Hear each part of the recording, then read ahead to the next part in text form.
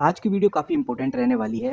हम बात करेंगे CG power and industrial solution limited की, हम बात करेंगे काइनेस टेक्नोलॉजी की, टाटा एलेक्सी की, लैंसर एंड टर्बो की, सीएंट डीएलएम लिमिटेड की, मोस्चिप की, ऐसी और तमाम कंपनी जो सेमीकंडक्टर से जुड़ी हुई हैं, इन कंपनीज के बारे में हम डिस्कस करेंगे। मैं आपके सामने कुछ ऐसी बातें, कुछ ऐसी अपडेट रखूंगा जिसको अक्सर लोग मिस कर देते हैं। यहाँ पर अगर आप इस कंफ्यूजन में हैं कि चिप बनाना यानी कि सेमीकंडक्टर बनाना, उसको डिजाइन करना और पैक करना सब एक ही है, तो ऐसा बिल्कुल भी नहीं है। ये जो 4 पिलर्स हैं, इन चारों पिलर्स में मार्जिन भी अलग-अलग होंगे और ये आपको ही डिसाइड करना होगा कि सेमीकंडक्टर के अंदर इन चारों पिलर्स में से कौन सा पिलर सबसे मजबूत है, कौन से पिलर में ज्यादा प्रॉफिट होगा।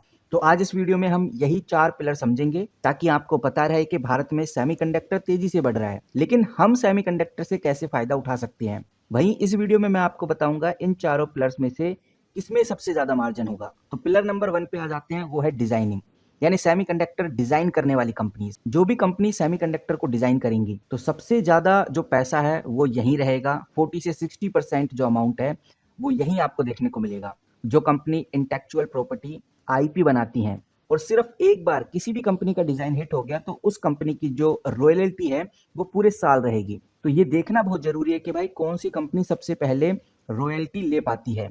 तो डिजाइनिंग के अंदर सबसे इंपॉर्टेंट कंपनी आती है मोस्चिप टेक्नोलॉजी, जो आपको ध्यान रखकर चलनी है।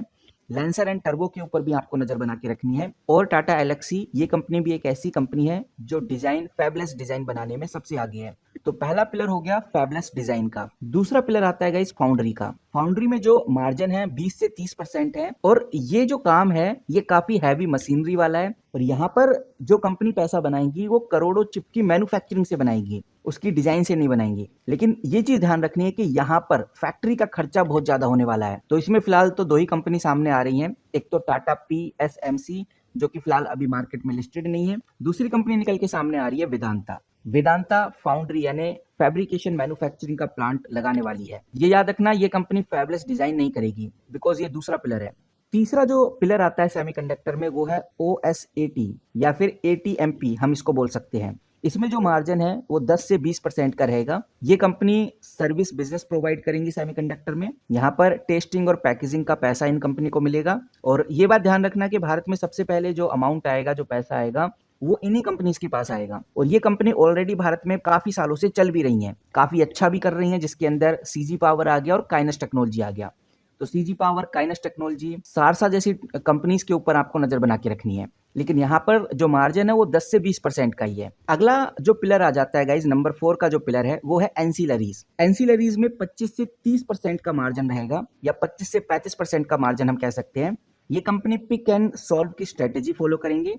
चिप कोई भी कंपनी बनाए लेकिन उसके लिए स्पेशल गैस, केमिकल्स तो चाहिए होंगे। तो ये जो एंसिलरीज कंपनी है ये सेमीकंडक्टर को गैसेस और केमिकल्स प्रोवाइड करेंगी, जिसमें एक कंपनी आ जाती है लिंड इंडिया लिमिटेड। इस कंपनी के ऊपर आप नजर बना के रखिए क्योंकि ये कंपनी सेमीकंडक्टर मैन्युफैक्चरिंग को गैस प्रोवाइड करेगी, गैसेस के लिए सबसे ज्यादा जानी जाएगी। वहीं ये जो एक्यूटास केमिकल लिमिटेड कंपनी है, ये कंपनी सेमीकंडक्टर्स को केमिकल्स प्रोवाइड करेगी। तो जैसा मैंने आपको बताया कि अगर आपको लग रहा है कि चिप मैन्युफैक्चरिंग ही सबसे इंपॉर्टेंट है, अगर सेमीकंडक्टर बढ़ रहा है तो चिप मैन्युफैक्चरिंग जो कंपनीज कर रही हैं उनमें तेजी आएगी, तो ऐसा नहीं है। चारों पिलर्स हमें ध्यान से समझने होंगे।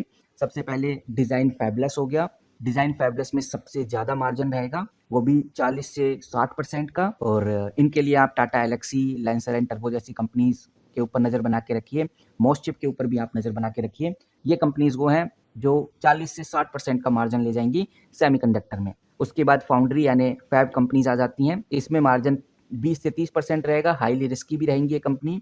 और जो तीसरा पिलर आ जाता है वो ओएसएटी एटीएमपी हो गया। इसमें मार्जिन काफी कम रहेंगे, 10 से 20%, और ये सर्विस बेस्ड कंपनी रहेंगी। ये सेमीकंडक्टर की पैकेजिंग और टेस्टिंग के लिए जानी जाएंगी, जिसके अंदर काइनेस टेक्नोलॉजी, सीजी पावर जैसी कंपनीज आ जाती हैं।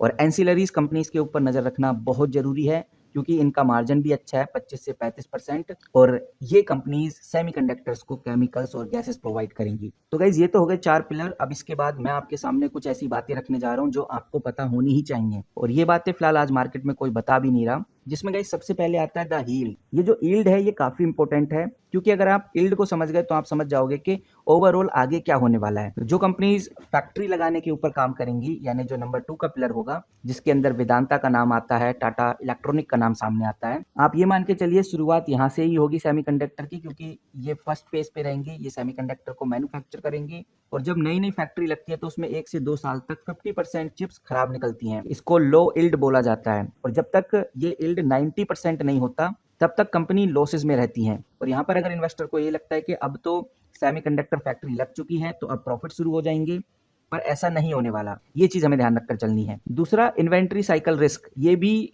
काफी इंपॉर्टेंट बात है जो आपको पता होनी चाहिए। चिप मार्केट बहुत ज्यादा वोलेटाइल होती है। कभी कभार डिमांड इतनी ज्यादा हो जाती है कि चिप की शॉर्टेज हो जाती है, और कभी कभार चिप इतनी ज्यादा मार्केट में हो जाती है कि कोई खरीदने वाला नहीं होता। और ये जो काइनस टेक्नोलॉजी कंपनी है, इसके साथ भी सेम प्रॉब्लम हुई। काइनस टेक्नोलॉजी का हाल ही में इन्वेंट्री बढ़ने की वजह से बड़ा बर्डन इस कंपनी के ऊपर पड़ा। इस सेक्टर में घुसने से पहले एक और बड़ी बात जो आपको ध्यान रखनी चाहिए वो है चिप का पुराना होना। अगर किसी कंपनी ने 28 nm का प्लांट लगाया है, पूरा ग्लोबल मार्केट 2 nm पर शिफ्ट हो गया है, तो वो फैक्ट्री कबाड़ा ही बन सकती है। और ये जो टेक्नोलॉजी अपडेट का जो खर्चा है हर 3 से 5 साल में आता है, क्योंकि हर 3 से 5 साल में ये जो टेक्नोलॉजी है ये अपडेट होती रहती है।